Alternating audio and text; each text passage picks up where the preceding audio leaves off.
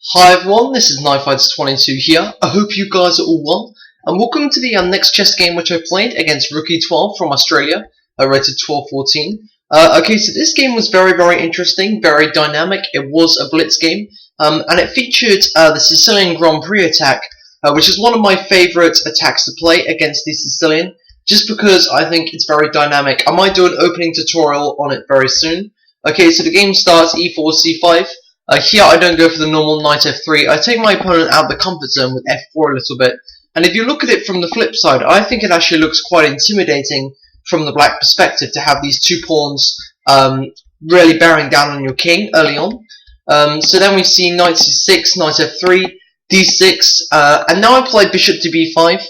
Not really a move that I like so much, but I did play it in this game. I prefer knight c3 usually. And now bishop d7, knight c3 now, and then a6. And the reason that I didn't like this is I didn't really want to trade off bishop for knight because I like my bishops. I like to be very aggressive with my bishops, and so I bring it back to c4. I guess this was a bit of a mistake because b5 and then it's got to move again. So b5 and then the bishop's got to go to d5. Obviously, if it goes back to b3, there's a trap with c4. But he plays knight f6. And then I get castled, and e6, I still don't do anything about my bishop, and now I just play d3 supporting my pawn chain, and he brings his bishop up to e7 now, so just developing to get castled as well, and then I go for an attack nice and early on with knight up to g5. So he goes ahead and castles, and then I play f5. Now you'll notice what I'm doing is I'm putting a lot of pressure on the e6 square, and attacking around his king. So then we have h6, and I go ahead and take immediately now with the pawn. So if knight takes, then pawn takes here, or even I could play pawn takes here check. It depends on how sacrificial I felt. But he took back here. I guess I made a bit of a mistake here. I should have played bishop takes e6. I actually played knight takes e6, but if you play bishop takes e6, if the king moves off to the corner, then you can have knight takes f7 check, forking the king and the queen. And then if the king doesn't obviously if the king goes to the corner, you can just win another piece. And if it's taken, then the queen forks the rook. So if bishop takes and then bishop takes and knight takes e6, the queen and rook are forks. I thought that bishop takes e6 first was a little bit stronger, but I did play knight takes e6. It was Blitz game. I was probably just thinking the knight's immediately attacked. Want to get him out of there and threaten a fork. So bishop takes and bishop takes e6 check. Now I am up a pawn, so I don't really care.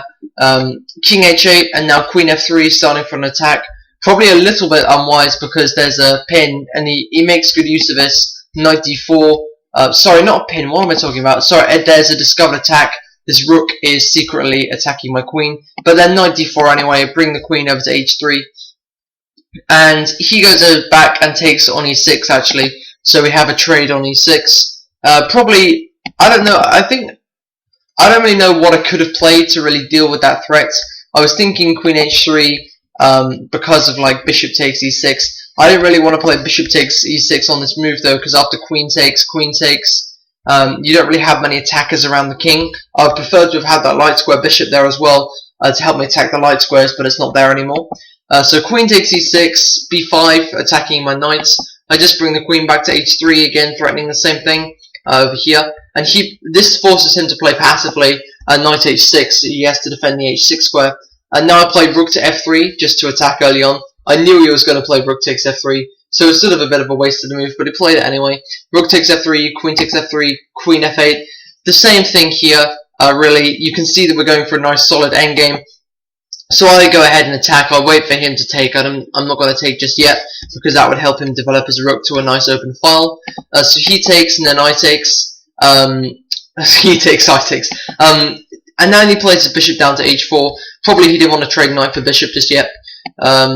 Bishop to f4, rook to d8, defending the pawn. A4, so putting pressure on his queen side. You'll notice that once you're ahead in these positions, you always got to work out where you have the majority. So what I'm going to try and do, I'm going to try and trade some pawns over here, but you'll notice I'm up pawns in the middle. I'm up pawns, this e pawn and f pawn, they're going to be looking like the future passed pawns.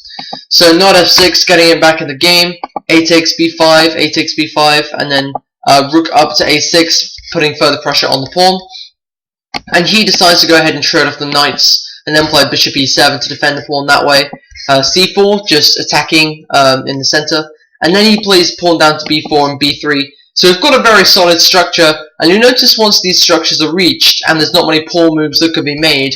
I mean, you can play g5, but he doesn't for now. He doesn't want to weaken h6, I don't know. But once all these pawn moves are made, it's like a massive king rush. And you often see this in endgame. So king g8, king f2. The key square, I should point out, is, I would say these e6 squares and d7 squares are really key to help defend this point here, because I want to attack and he wants to defend it. So I'm looking for e6, he's probably looking for d7 because he can't go to e6. So king f8, king e3, king e8 now, king e4, king d7, king f5, so I'm looking to get into e6, but he's beat me on the race. So he plays rook f8 check. I guess it was a bit of a mistake. I couldn't have played king g6 because obviously I lose the bishop, so I've got to defend the bishop, bring the king back to e4. Still a nice central square, g5, attacks his bishop a bit. So he's getting a bit of compensation for his extra pawn, but I think I still got the advantage. Rook e8, and now I play f4, opening up the lines. Bishop to f6 check. I guess this was a bit of a mistake, because it just helps my king get into the f5 square also faster, and the bishop's got to drop back to e7 anyway. So f takes g, h takes g, and then I go ahead and play rook a7 check. The thinking behind this, the king can't go up onto the 6th rank, so after king d8, you'll notice I've really closed this king off, and now my king can get into the very valuable e6 square. So bishop to f8 check. I guess this was kind of a mistake because this allows me to play my king further into the action. King f7 now, and there's still a lot of pressure on e6 because of this bishop. He plays g4, just attacking, but this was a mistake because I now have a very nice tactic lined up, which is rook to a8 check, and this king is drawn away from the rook. The only squares the king can go to, it can go to d7, it can go to c7 as well, but after the king moves, there's 2 attackers on the rook, and the king is the only defender, so I'll be able to get the rook for free like this. He actually resigned in this position after king up to d7, so it was a pretty good game. It probably could have continued something like this, rook takes, and then, I don't know, maybe king across, but he hasn't really got much of a chance, if I'm honest with you. It was just a clear win for me after I was up a rook.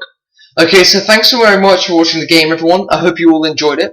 I wish you good luck playing chess, and I'll see you next time. Goodbye, everyone.